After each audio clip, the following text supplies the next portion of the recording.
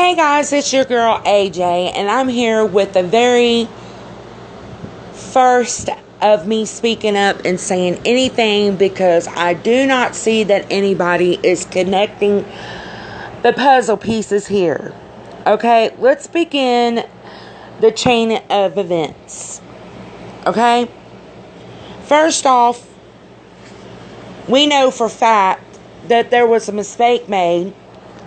And guys, let me put this in Front Street here. Everything that was originally released has been deleted. And then it's been replaced with edited crap so that you don't hear the true story. I've been following this case since day one. I've heard and seen all original videos. I was an eyewitness to every one of these live videos being took down and then replaced by edited shit. But let me get back to this. Let me see and let me get to this. Okay, this is timestamp number 1. Kimberly Jones is a girl that's in was on the first days of Kenneka's case story when everybody started discussing it. I don't know if she's the actual person that made this statement or she found this statement on the website. So this is what she found or she said.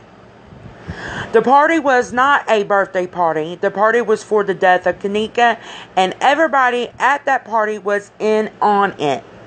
The room was booked 2 days in advance. Now, I want you to hear me say when I say, and I'm going to empathize. Okay, yeah, I can't speak. I'm going to put an emphasis on the 2 days, okay? And guys, don't tear me apart by how I speak, okay? I have a disorder, so please. But anyways, 2 days in advance, they could pretty much do a drill as to how they were going to get away with it. They practiced before they got Kenneka there. I'm going to back this girls up with this receipt. This is the official police report released to the press, because it says press release, and if you don't believe that this is an accurate document, you can Photoshop this and email the Rosemont Public Safety Department police, fake ass police, because they're just safety officers. They're not even real police. But anyway, okay, remember guys, that girl said that the room was booked 2 days in advance. Okay, here we go. At the end here, I circled, it says, through our investigation, we have evidence that indicate that the hotel room at Company during this party was checked in on September the 7th. So, this girl stated this weeks, and I'm talking about weeks, if not a month, before this actually came out. Okay, so let me move on to my next fact and receipt that I have. People are trying to throw clout and say this girl does not know them and she did not have a connection. Well, I'm going to bust their fucking lie out. She is seen hanging out with them at the party. She's the girl that comes out of the bathroom smiling right before that one girl bends down, grabs a cup, puts something in it, and then hands it to the fake Kenneka. And I'm going to say fake Kenneka, and I'm going to explain that here in a minute. But she's the one that got the first room so that they can come and scope out. And she did it with a fraudulent credit card. Okay. So people are saying, well, you know, if it was stolen, okay, so let me explain something. When the police report came out and said that it was a fraudulent credit card, at the time that this was used, the person's information and credit card that she was using probably didn't even know that the information had been stolen. Most of the time, it takes up to a week or 2 weeks, or by the end of the month, for you to get your credit card statement. And most of the time, people don't realize anybody stole or did anything with their credit card information until the credit card statement comes out. So that's generally 3 weeks. So no, guys, if the person didn't know at the time that she stole their information and used it to get a credit card or stole their credit card,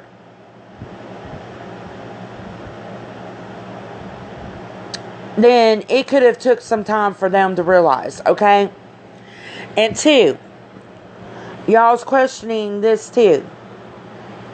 I've had this done to me, okay? I went to a store. I handed my credit card over to a guy at a gas station. It was a foreigner, and I'm not saying anything bad. I'm not trying to be prejudiced here, so you guys got to understand what I'm trying to say here. It wasn't like a corporation like Shell, Marathon, Exxon, Texaco here in Texas. It wasn't a, or Valero. It wasn't a known gas station or corporation. It was a mom and pop gas station, is what I'm trying to say. I handed this guy my credit card to pay for some gas. And he kept me distracted by saying, "Oh, would you like to have cigarettes? I smoke. Do you need a pack of cigarettes?" Because this guy knew me. I was in there often. "Or would you like to buy this candy? It's on sale." Well, that's their tactic. They take your card, they swipe it, and then they have this other little data pack thing, and they can swipe your card into that machine, and then take a card with their name on it, with nothing on it, and swipe after they swipe your card, and all your credit card information is transferred to that card with their name on it. It is possible, look it up. But this is getting too long, so I'm trying to tell you, there is a possibility that they stayed in this motel for at least 4 days before anybody knew that the car was stolen. So this is her checking in with that guy. That guy still has not been identified because for whatever reason his face is totally blurred out in the camera footage and so on and so forth. So don't know who the guy is, but the whole purpose of them getting this motel room on the 7th was because she's friends with Monifa. She's acquaintances with Irene. She definitely knows and hangs out with all the boys that are suspect to me in this situation that was at the party. Now, the next part of this footage is going to be confusing, and try to stick with me because I'm trying to put my thoughts together with you as I do this, because I'm doing it all on my phone. Okay? Remember in the beginning of this video, I said I was there from day one when all this shit, the real footage, the real live video of Irene's party, when it happened on Facebook, the real time, the real video, and the real video that was pre-recorded and then played live on Facebook when it first happened. Okay. The minute they put it up, it was deleted. And then it resurfaced again, edited. And here's my proof on that, guys. Okay, in this scene of the second live video of that guy that was using his phone and so on, you see his face in the beginning of the video. Okay, right there where Monifa is standing in the back and y'all think this is Kenneka, that right there is the true Kenneka. That is really her. That's that one girl There's the girl that stole the credit card. She's sitting right there next to Monifa, and she does know these people. Okay. Look in the far back behind Monifa. This is room number 2. You see that there is a wall. There's no curtain and a mirror and a lamp. Okay? As the video plays on, this is where it becomes edited. This is an edited part of the video. This is happening in a different room. Okay? Because you see them picking up somebody and carry them out. This is the original footage. The footage that it is out there now, that part ain't in it. Okay, this is still the second room. Hold on, guys. I know you're getting lost here, but this is still the second room, and you see a person packing someone out. And then, voila, this is the third room. Okay? That is Kenneka already dead. This dude is sitting on her, trying to cover her up because she is naked. Now, you guys are going to sit here and argue me to the blue moon that you see this girl moving and talking. No, because that's also edited previously. And this guy right here sitting on her lap is moving her around. You don't see her talking. You don't see her laughing. That is all edited bullshit.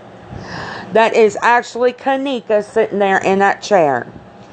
And if you look at her arm, this is after he put her hand up over her face to keep them from identifying that that's Kenneka, because the guy, the person who filmed this, was trying to get the truth out. It's not even the guy that was in the second video. It's a whole different footage in a different room that they added to the second video. Her hand's limp. Now, if she was alive and this person was sitting on her, why is her hand deformed and limp in a weird fashion right there? This is after that thing put her hand up over her face and held it there with its arm. I'm going to show you. Right here.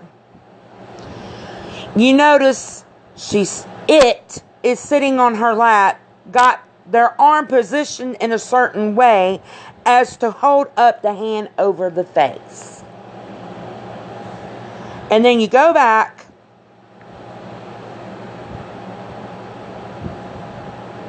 and you look at this picture. The arm has fallen. Why? Because she's distracted on the security guard in the mirror that came through the door, which is a totally different room.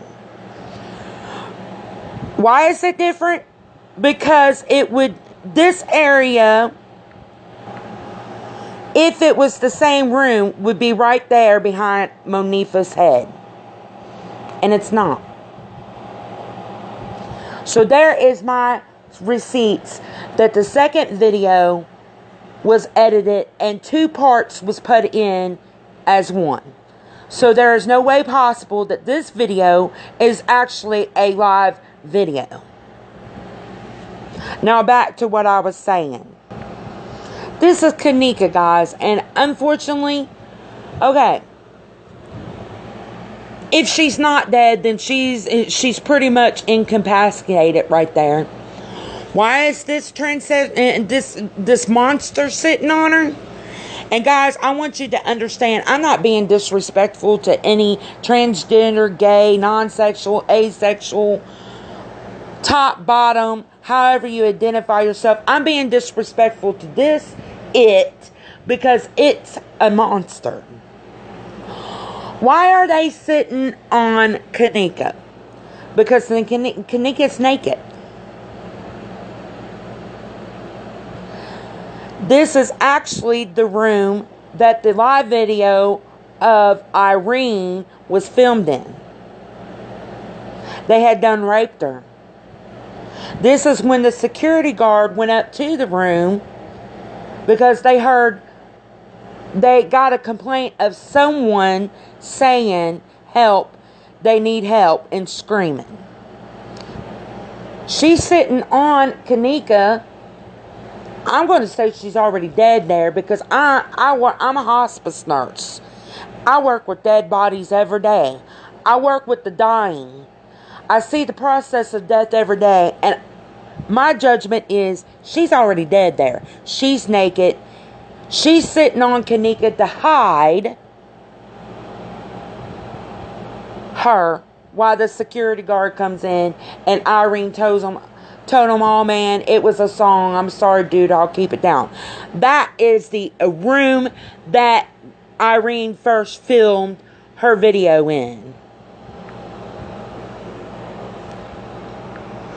So I did my little research further, and I found this picture because I was not able to get a clear picture, and they blew it up.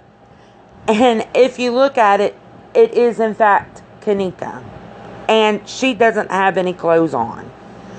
Now everybody's going to say, well, who is this transgender it thing monster sitting on Kenneka? This, my friends, is the monster that was sitting on Kenneka's body that I'm going to say was already dead. So I'm going to leave it on there for a minute. You can read it. This is from another post from somebody on another chat line.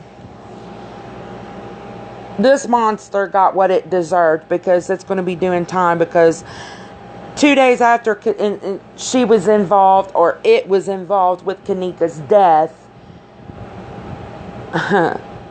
he killed somebody for real and now is facing manslaughter charges.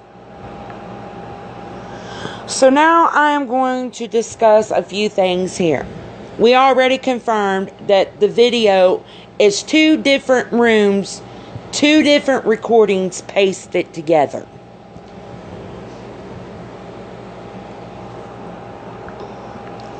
In the original fake video that was live, that they pre-recorded, pasted together, and post up, this is the other room, the other party.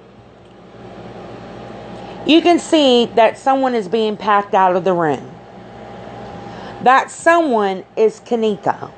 They changed her shirt and they changed her pants. They're packing Kenneka to the other room because this is the part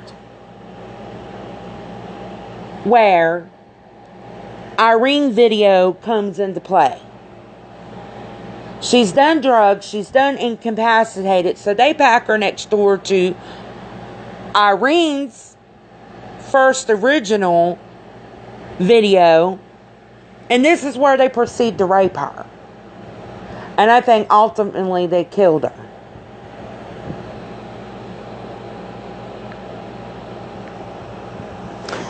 And now you guys are going to say, well, if this all conspired, how did they get the body out of the room? Well, this is how they got the body out of the room.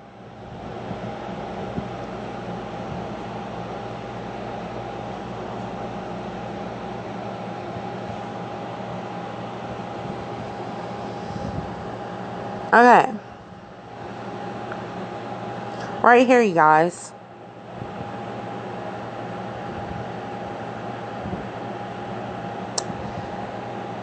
They called up room service. Okay, so this is the cart. And asked them to come in. But you're going to say, well, either the maid was in on it or she didn't know. She didn't know. And this is the reason why. Because they had placed Kenneka's body in a trash bag.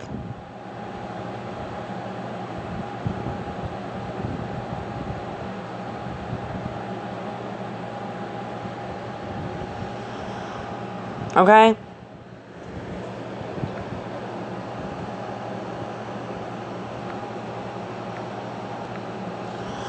So then you're going to say, well, then how did she end up in the freezer? Well, you know the famous security guard that everybody's got a question about? He was in on it. Which these are different clips, but you didn't see him. This is the lower level kitchen. There's Kenneka in the trash bag. This is the upper level, what leads to the upper level kitchen where Kenneka's body was found in the freezer. Okay? This is the security guy dragging that trash bag. Right there, you guys. Right there. That is the trash bag.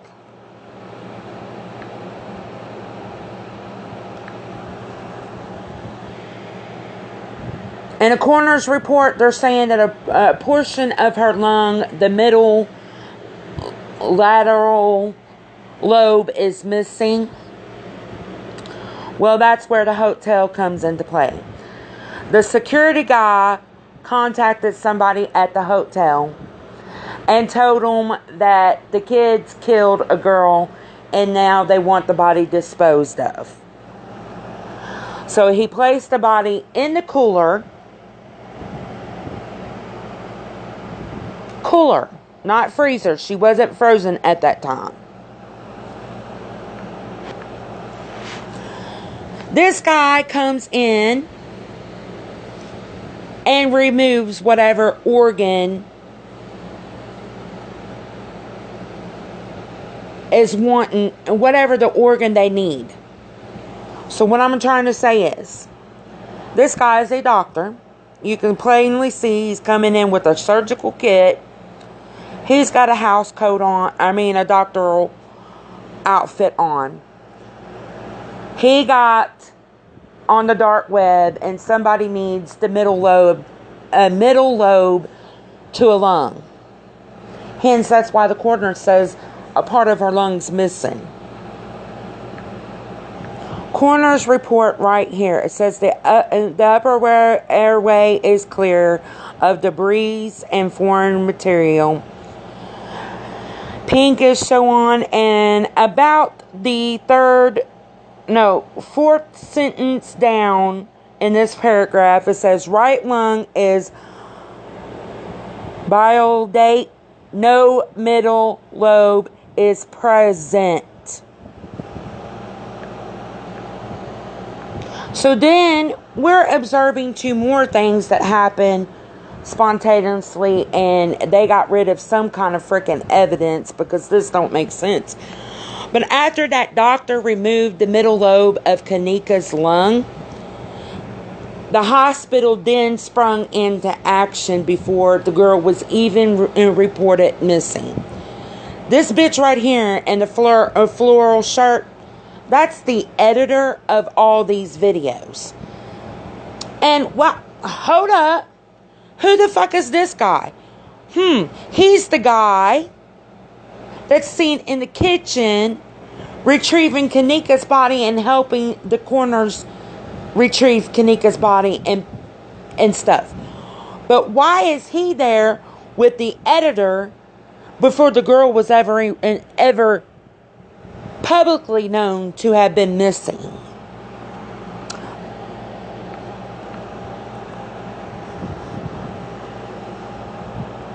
But we go back and look at the video.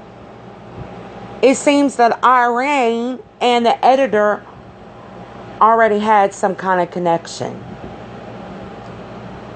So this is what I freaking found. This is what my mind's eye sees. When I say mind's eye, I'm meaning reading through all the fake and bullshit and picking out and piecing together what would make sense in this whole scenario. I hope you understand. And I hope I've made this clear to you.